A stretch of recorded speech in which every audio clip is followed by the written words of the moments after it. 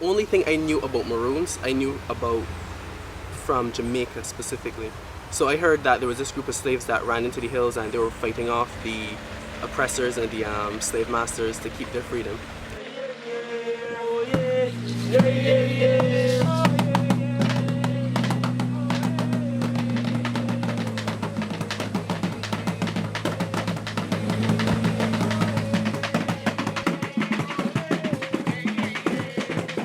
I realized that I hadn't thought about what a Maroon village would be like now, or that the fact that they could still exist, and so I was extremely excited to go and see what this would be like.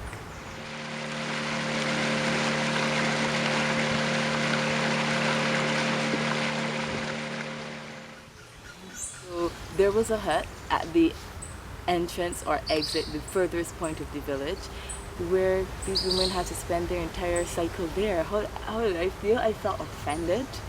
I felt like a hypocrite, because as much as I wanted to see a continuation of some sense of traditional culture, I definitely don't want to see that.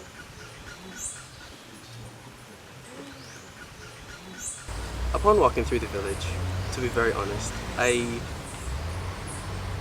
was shocked by the fact that it was absolutely not what I thought.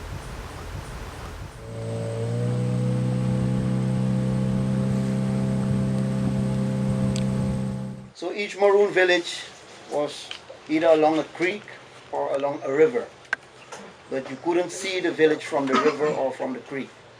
There was always a small path, only for people who knew that they could know that there was a village there.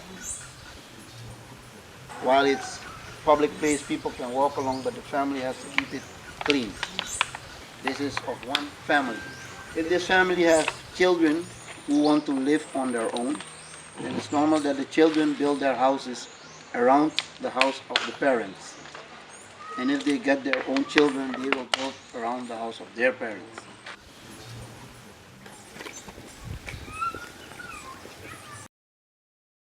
But between the normal houses, we have what we call the pray houses. People have houses where they believe that spirits live in those houses. And those spirits are to protect the different families.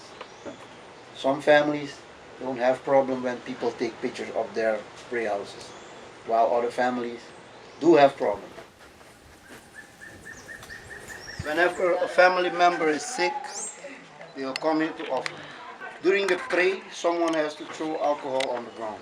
And at the end of the pray, they have to put a new piece of clothing around the post. And that stays there until it's gone.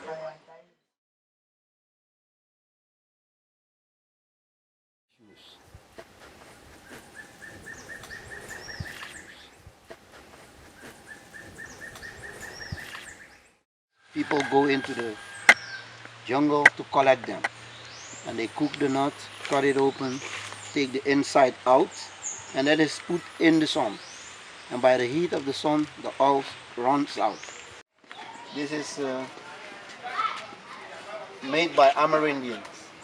Maroons that can make it had to learn it from the Amerindians. The knowledge to make this drink is in one family. But everyone in the village knows whenever a snake bites you, you can go to that family for the drink. And this last one is from a lian as we call it. It's our local Viagra. It's called the garlic.